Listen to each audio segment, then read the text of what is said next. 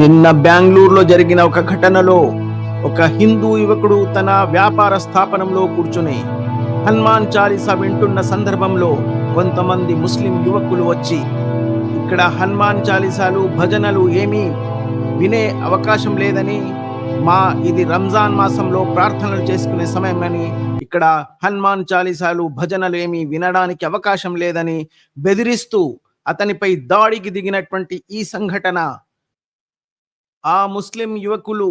కాఫిర్ల పట్ల వాళ్లకున్న ఆ ద్వేషాన్ని,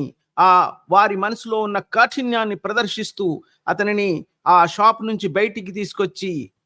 అతనిపై దాడి చేసి వెళ్ళిపోయిన సంఘటన మీరందరూ చూసే ఉంటారు. వారు ప్రదర్శిస్తున్నటువంటి వారి మనసులో కాఫిర్ల పట్ల ఉన్న ఆ కాఠిన్యాన్ని, ఆ దాష్టికాన్ని ప్రదర్శిస్తున్న ఆ సందర్భం ఖురాన్లో ఇదే విధంగా వాళ్లకు శిక్ష ఇవ్వబడుతుంది. ఖురాన్లోని సూరె తౌబాలోని 123వ వచనం, యా అయ్యుహల్లదీన ఆమను ఖాతిలుల్ లజీన యలూనకుం మినల్ కుఫారి వల్ యజీదు ఫీకుం గిల్జా అన్న ఈ వచనం, ఓ విశ్వాసుల్లారా, మీ చుట్టుపక్కల ఉన్న కాఫిర్లతో యుద్ధం చేయండి, వారి పట్ల మీ మనసులో ఉన్న కాఠిన్యాన్ని ప్రదర్శించండి,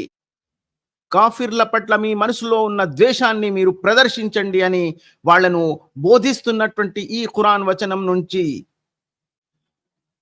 స్ఫూర్తి పొందినటువంటి ఈ ముస్లిం యువకులు ఇలా ప్రదర్శించలేకపోతేనే ఆశ్చర్యం. అందుకే